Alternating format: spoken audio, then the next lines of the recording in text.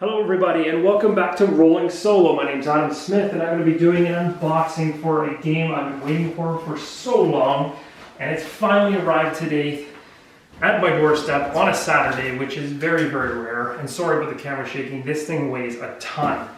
So what we have here is a game called Gloomhaven. So I'm not going to spend the majority of the beginning of the video talking about how amazing it is, because my excitement for the game would draw on for minutes. But I can tell you that Isaac Childers, the person who put this together, is brilliant. And from what I've seen so far and from what I've heard, only good things.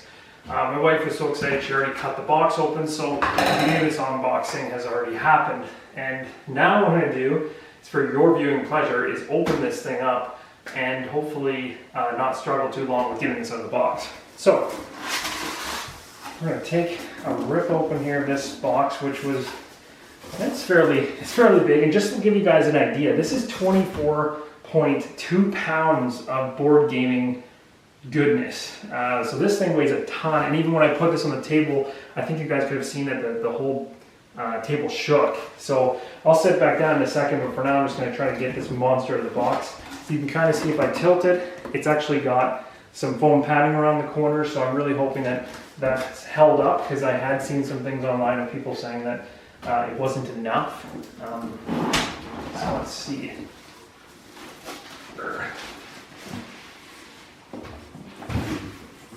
There we go. Oh my gosh, that is heavy.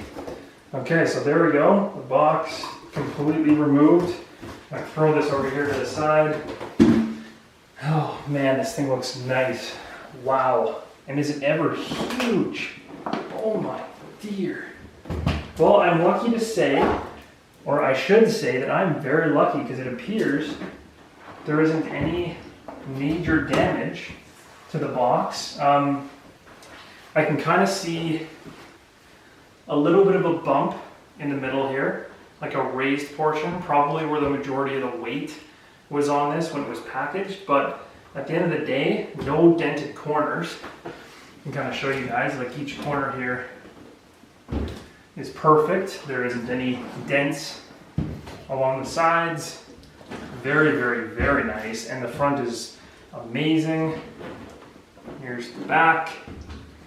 Again, like I think I lucked out here, because I might be one of the rare people that actually got a copy of this without it being very damaged. So that's nice. And then of course, amazing artwork on the front. And just to give you guys a heads up on the artist of this game, because honestly, at the end of the day, like the amount of work that went into this from Isaac's perspective and the group and team he had around him at the time.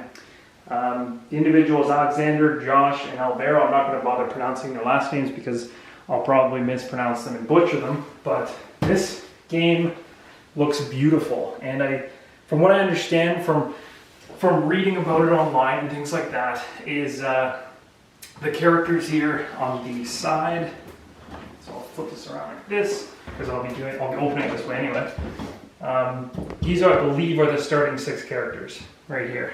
So this is pretty cool. Plays 1 to 4 players, 30 minutes a player. So if you're playing with 4, you're looking at about 2 hours, and 14 plus. And that kind of makes sense, because you're talking about some heavy content. So without further ado, I'm going to grab my knife here. I'm going to flip this back over. Now it's actually taped down with just some regular retail tape, nothing fancy. So it's actually pretty easy to just kind of go in here and cut this open, like so. Kind of get all the edges. Boom. Pretty crazy. So now I'm going to try to be a little bit more gentle when I flip this around, because I don't want it to tumble out on me. Oh my god.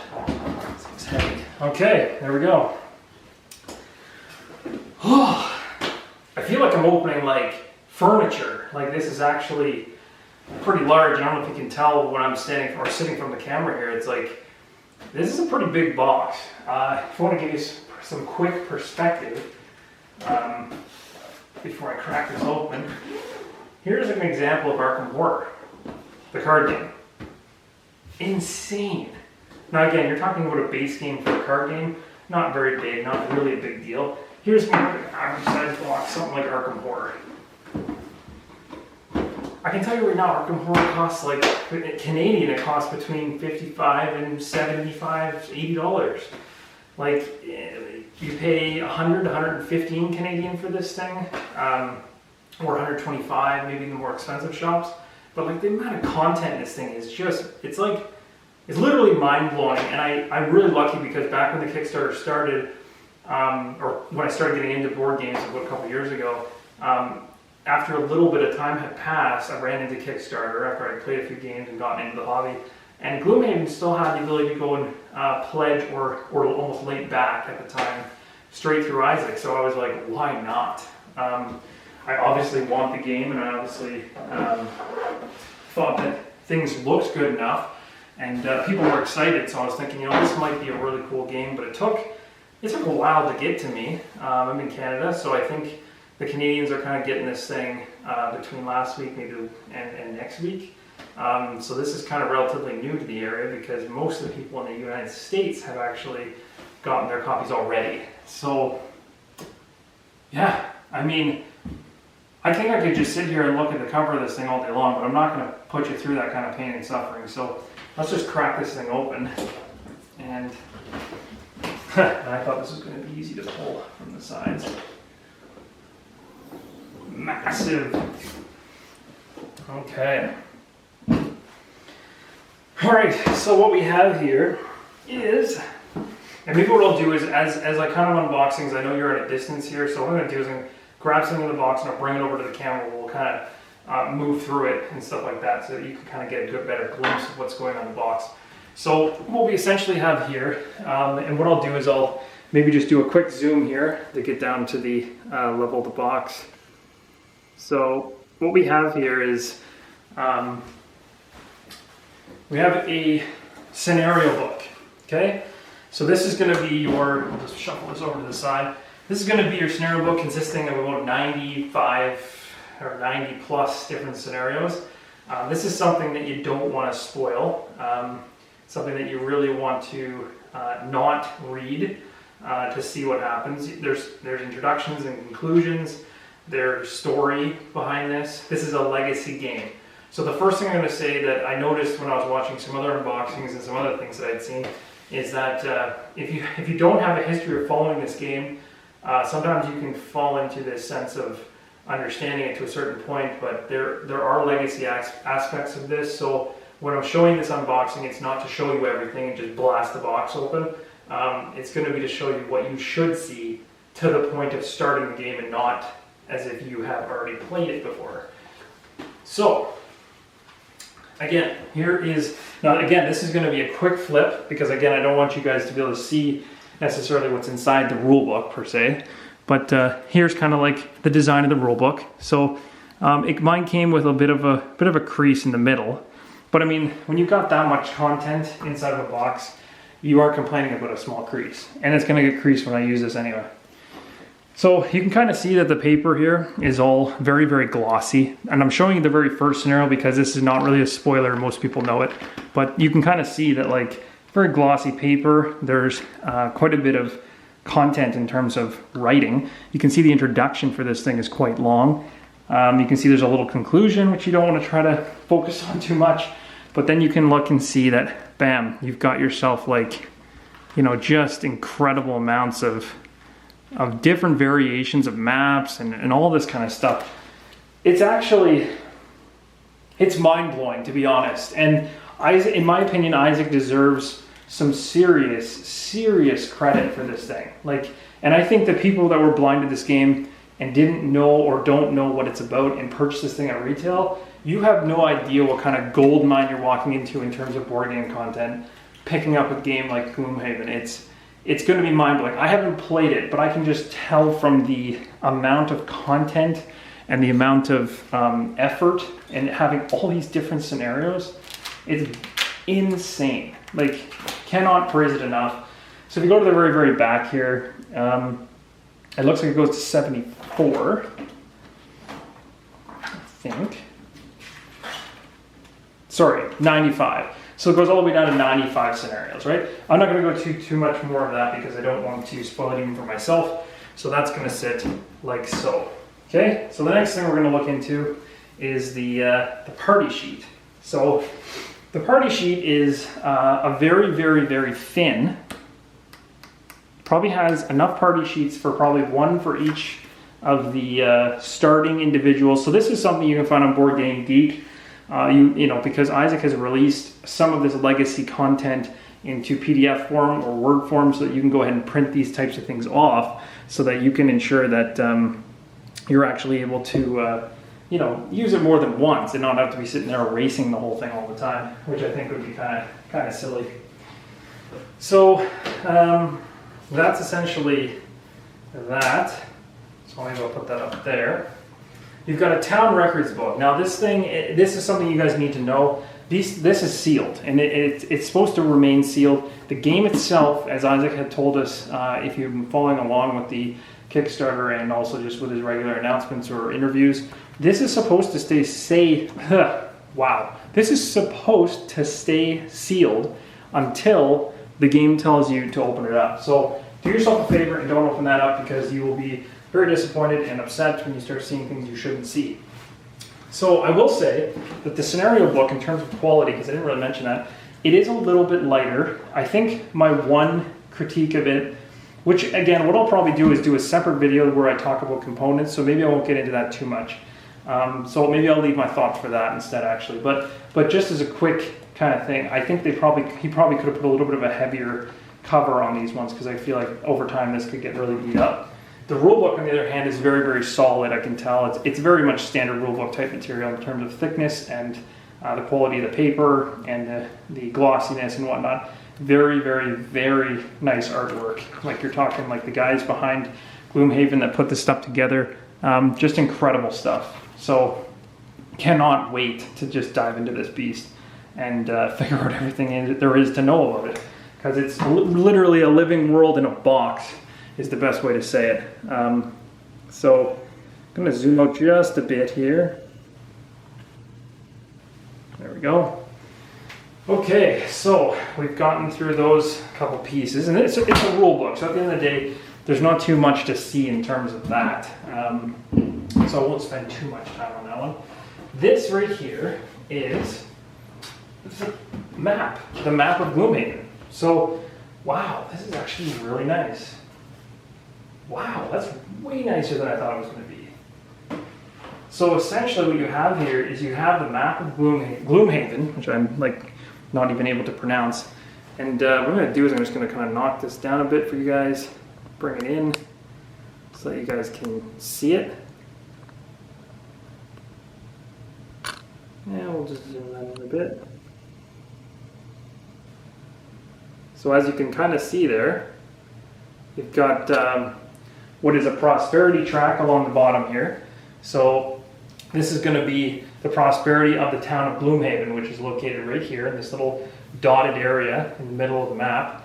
There's also a real zoomed in view of Gloomhaven itself, where you can kind of see individual scenarios laid out. So that's kind of cool. So there's multiple parts of Gloomhaven that are going to have scenarios or events and whatnot that are going to occur inside of Gloomhaven, which is inside of the square. And as things get better and or worse, I'm assuming, for Gloomhaven, the prosperity will rise based on using your characters and fulfilling quests and all that good stuff. So again, giant map. The purpose of the map is to place stickers on it as you unlock or go throughout the story. So the very, very, very beginning situation is right here, and this is number 1, right? So if you were starting the game out, essentially you go to the scenario book, and it's called Black Barrel. So it looks like this, right? Number 1. And you'd essentially be going and putting a sticker here. And I don't know exactly that's how it works, but essentially if you're playing the first scenario, you're going to be starting at the 1 spot. And then things are going to unlock and branch. And really the whole idea of the game is that it follows choose your own adventure / almost linear. I shouldn't say linear because it's a really bad way to describe it, but it is really like a choose your own adventure, because you do get to choose where you go, but certain locations unlock based on your performance and based on the story itself. So as you progress, maybe 69 would open up, or maybe 54 would open up, and not 6, which is right beside it, things like that. So you kind of have to travel, do road events, and all that good stuff. So This is the gigantic map, and up here on the very top of the map is kind of dotted in. It might be hard for you guys to actually see it. I'll take a quick look here, see if you can actually see it. You might be able to. But essentially up here on the top of the map is they're stickers that are supposed to go across here as achievements. They're called global achievements. So when you achieve something at the world level or global level of this campaign, you as a posse, as a group, as a party, are going to unlock stickers that you can place along this edge here, and they're exactly they're individual, so the stickers will match, right? So that goes along with this. So we can jump right into this actually right away, because here they are. So you've got yourself your achievement stickers, right? So as you break and open and unlock these achievements, however they're gained, you're going to go ahead and put them across the top of this map, right? So this game has, again, very much a legacy aspect. So the purpose being that you're meant to use these stickers to put them on the board permanently. Now, if you don't like the idea of that, these types of sheets, like I said before, are available in like PDF forms. You can maybe think about printing them out, putting some sticky tack underneath them, and maybe just putting them on the board so that later you can pull it off and start over. There are ways around the legacy portion of the game, but if at the end of the day you realize you're only going to ever play this game once through, because it is massive and will probably take you hundreds, if not, I don't want to say thousands, but I mean, there might be someone out there that falls that deeply into it and never wants to leave, but you're already going to get hundreds of hours out of this, for sure, 100%. So anyway, those are the stickers, and so, bam. Very, very straightforward. And it's kind of cool. I'm kind of a fan of stickers, but at the same time I have this overarching fear of using them. So I may end up going the road of doing the non-legacy side of things and stuff like that. So we got this sticker pack here, which essentially is kind of a breakdown of all the different, I think these are enhancements. Yeah, they're enhancements for your cards. So you can kind of see that they basically will be stuck onto your cards that are part of your specific player. What's the best word for this? A specific character, I guess. And as your character's abilities or enhancements happen, you're going to go ahead and like put +1 in a certain area, or maybe he gains a certain element trait that's going to be stuck on, that kind of thing. So that's what those stickers are for. These right here are the location stickers. And again, it's not too fun to kind of spoil these and like rip through them, but give you a good idea here, as the stickers are kind of, these are going to be what's going to be placed on this campaign map. It's really going to make the whole thing come alive. So I think that's really cool. There's some more here. So you can see the 95 stickers line up with the 95 scenarios that are inside the scenario book. So that's that. You've got yourself some envelopes. Important note, guys. When you open this game up for the first time, anything at all that's sealed, like this, for instance, right? You do not open these things, right? This is meant to be kept closed until the game specifically tells you to open them, because something's going to happen or it's going to affect something. And if you open these up and you're essentially ruining the game for yourself. And I don't say that in a negatory vibe, a negatory stance, that there are some people that have done unboxings that have ripped some of this stuff open, and mistakes happen, I get it. But at the same time, if you are a true follower of the game and you've been following since the Kickstarter, these kind of things can ruin the game. It's a legacy game, and there's special things that you're not supposed to see until you're ready to see them. So what I'm going to do right now actually is, before we dig into the next section of this, which is going to be actually the tile box here in the back, what I'm going to do is I'm going to stop the video here, because this game really deserves, in my opinion, 2 parts, and it's because it's so bloody massive. It might even go into 3, but I don't want to rush things and or have my battery cut out and or have the video shut off, and I want to keep things in sections that you guys can enjoy as well, and try to get the most out of this unboxing for you guys as I possibly can. So again, I appreciate all the subscribers on my channel. I appreciate you guys joining along for the ride as we continue to grow the channel and stuff like this. This is going to be a great solo game. I plan on doing things like, and I'm going to continue in part 2 unboxing this, by the way. This is not the end. And we are going to go ahead and play this through on a live through the channel. Or not live, I should say, but taped or recorded. And we may do some live stuff at some point soon. And, you know, besides that, we'll do a component overview. and kind of a review of what I think about the content, and we'll go from there. So again, thank you guys for watching. Part 2 should be coming up right away. When I post these, I'm going to post them back to back so there's no delay. So again, thanks for watching. Appreciate the support. And until next time, keep rolling solo.